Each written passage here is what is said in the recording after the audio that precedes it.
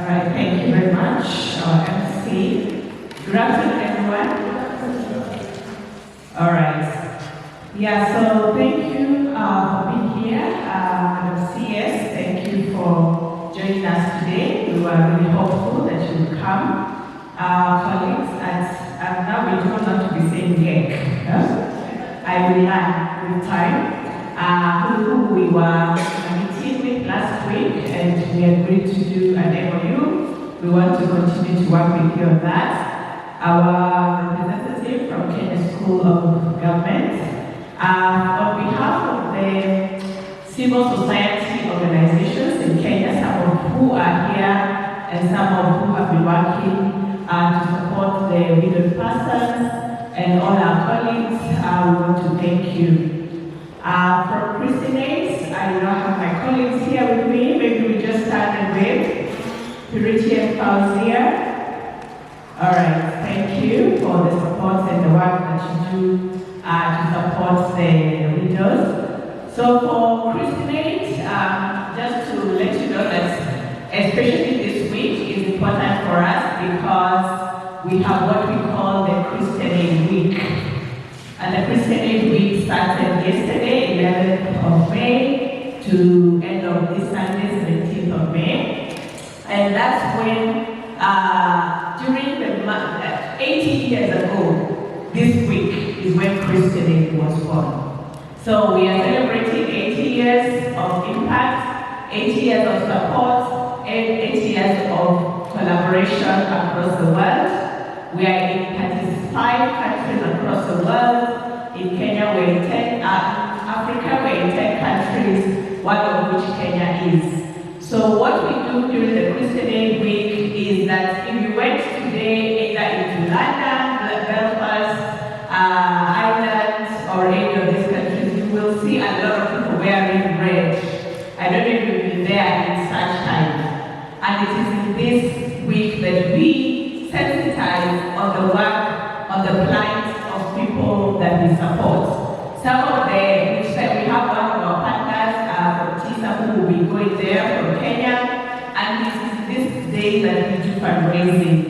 And fundraising for us is what allows us to work with widows in Kenya.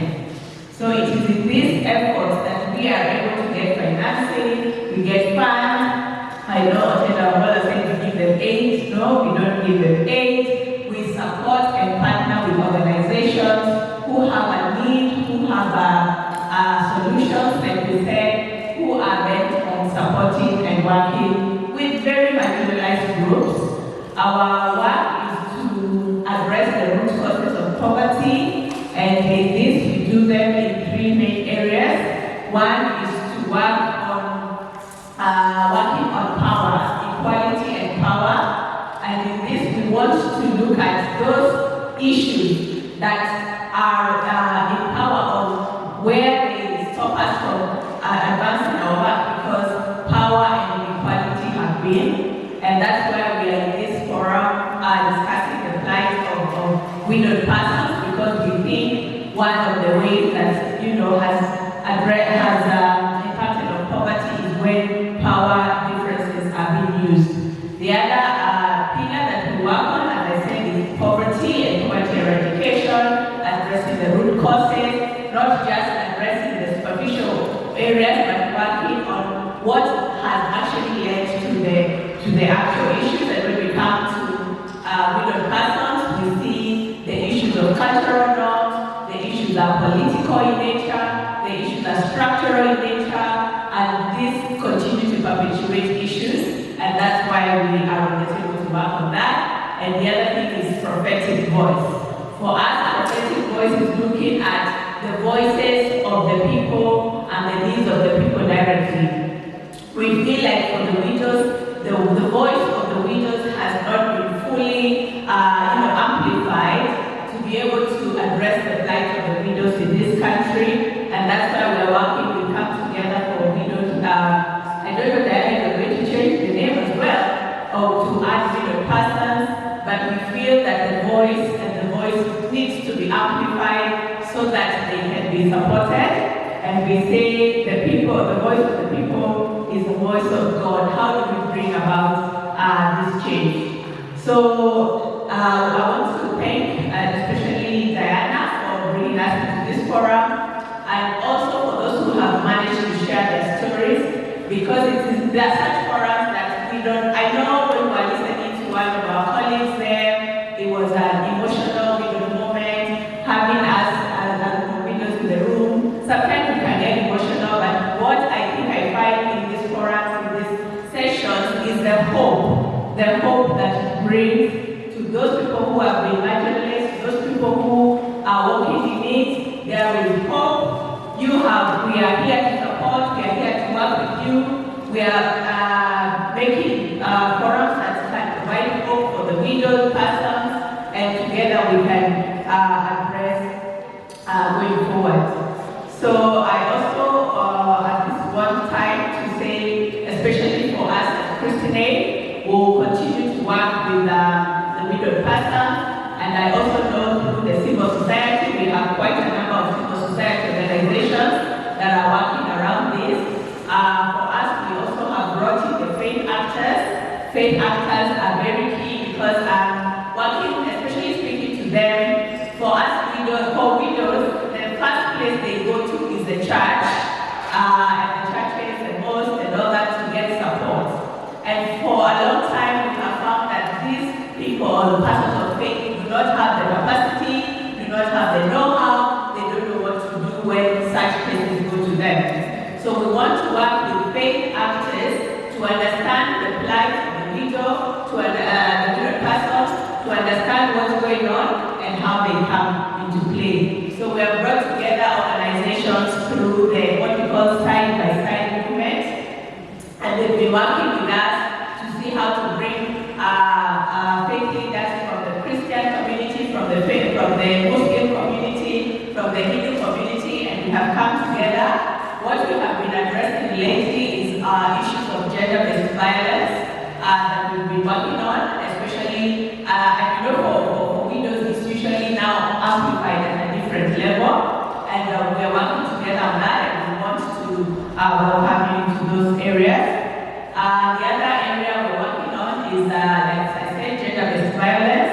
We have various call centers across the country where we can work with you and also other individual persons to have rescue areas for gender-based violence, but also not addressing the issue after the fact has happened, but how we can have prevention and preventative actions. So we'll continue working with you on that. Those who know me, I know I always talk about femicide, and for me, femicide was a personal issue, has been a personal issue because our family has been a victim of femicide.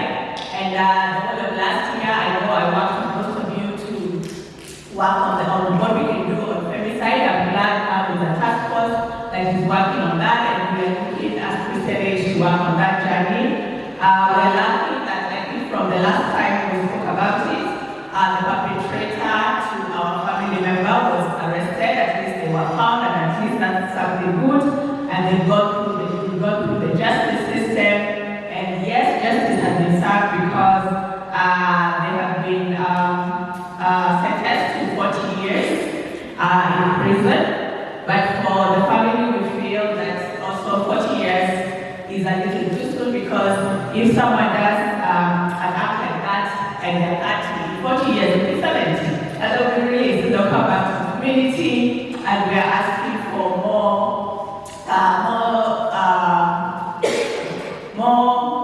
punitive sentencing, especially for persons who have committed femicide.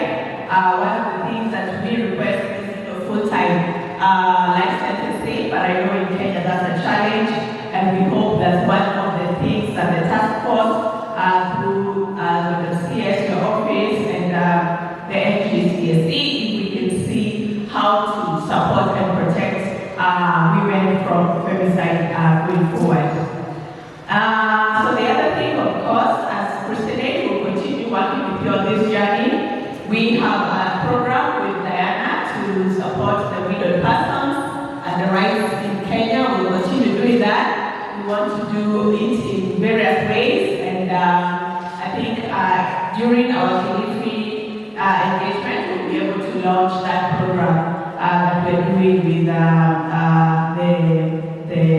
Coming Together for Widows.